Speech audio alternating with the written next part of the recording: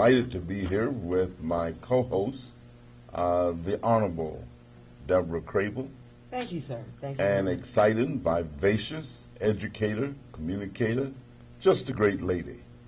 Today we are going to talk about something that people don't talk nearly enough about, and that is education.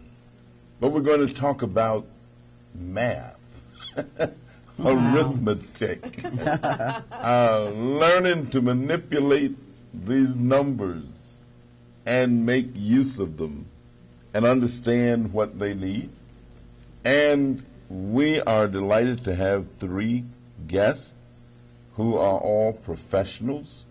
As a matter of fact, we have a principal, the principal of the St. Ethelreda Grammar School, Miss Denise Spells. Miss Spells, it is such a pleasure to have you. Well, thank you, Congressman, and good morning to you and to everyone listening.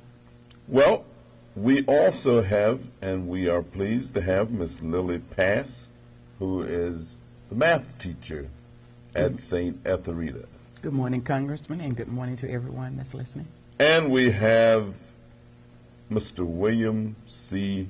Manson, who is the author of this book about math made simple, I assume, or math made easy. That is correct. Or how you can do it. So we want to thank all three of you for being with us. And Deborah, you know, education right now is in a very serious state. As a matter of fact, I was just reading an article yesterday that suggests that several big city school systems have a dropout rate, one even approaching 75%. Wow. Others approaching a little bit less than that, but coming right down. And the real tragic part of that is those numbers are very high in the African American community. Absolutely. Well, in many of the big cities, about the only people who go to the public schools, quite frankly, are African American. Written this book, and you know, I want to take it and read everything that's in it and get every ounce of information that I can get. But why did you feel compelled to write a book about teaching math or about mathematics? Mr. Manson, you were about to tell us the inspiration that you got to write this book. Well, Congressman, it goes back to my childhood days when I was a kid going to school, and I could not solve fractions was one of the main problems that I had. All the rest of the math, I did pretty good in it. And after struggling, trying to learn how to do fractions, the teacher could always give me a particular fraction that would stall me out. You know, I couldn't solve that problem, and I could never find out why. So when I got to college, I asked God to share with me information that would simplify the learning process of fractions. And that's what he gave me. He gave me a formula that says the highest number you're looking for is equal to the inverse of the fraction. And that says that instead of having n over d, you flip it d over n. And the number you're looking for is right inside of that number. If you divide it, you will get a remainder number. And if you subtract it, you will get the number directly by subtracting those numbers. Well, let me ask you,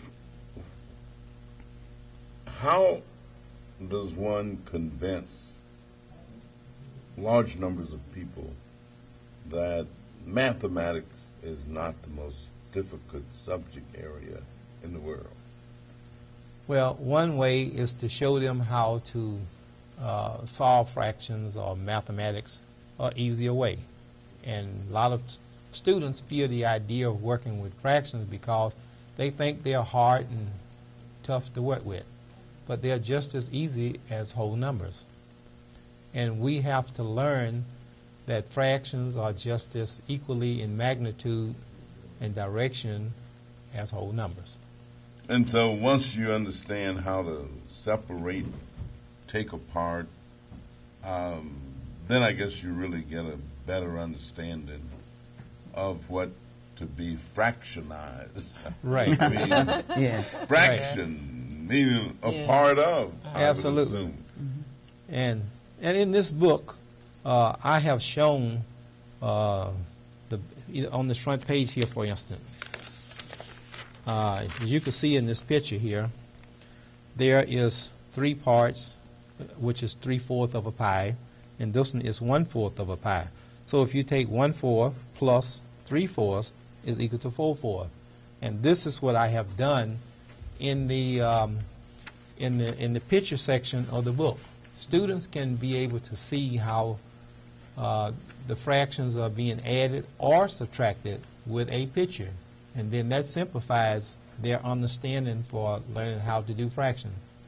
So, Are you able to offer real-life applications? Congressman, I can only imagine that on Capitol Hill, when we start talking about doling out funds and how important, if we take a look even at the census, if you get fractionalized and marginalized, if you're not in the whole count.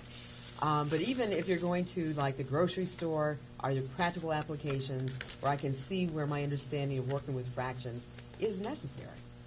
Or that I might already be doing it and not realizing it. right, well, we work with fractions all the time and don't know sometimes that we are actually working with fractions.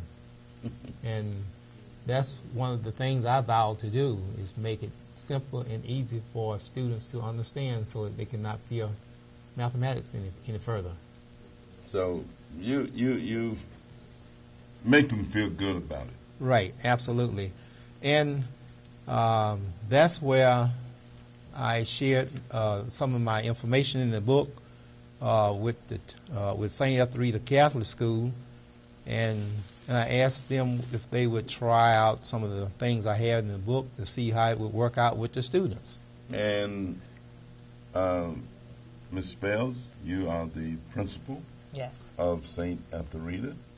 And how do you all select materials or decide what you're going to use and I mean, what the curriculum is going to be? Well, the curriculum in the Catholic schools is aligned with the state goals and objectives, much as the public schools. And when the principal is at luxury to select the textbooks. When Mr. Manson first approached me with his math book, I looked at it and I said, show to me how this would make learning mathematics and fractions easier for the students. Use me as a guinea pig. And once he explained his method and his formula, I said, oh, okay, now let's take it to the classroom. So we tried it out on a group of 6th grade students. And at that point, they were just about to begin fractions in the curriculum. And when he taught the class to model for the teacher, and for those who were struggling with fractions, as you say, it's difficult to see. You almost have to teach it for a visual learner, because the picture made a lot of difference. You can tell a child you're getting 1/4 of a pie. They don't know what that means. What's 1/4? You have to show them. And when he showed them with the pictures and the formula, the students' eyes, you can see that they began to understand it. And they said, wow, this is easy. I can do this now. And we did chart their progress, and they did improve in that year. Well, Ms. Pass, let me ask you,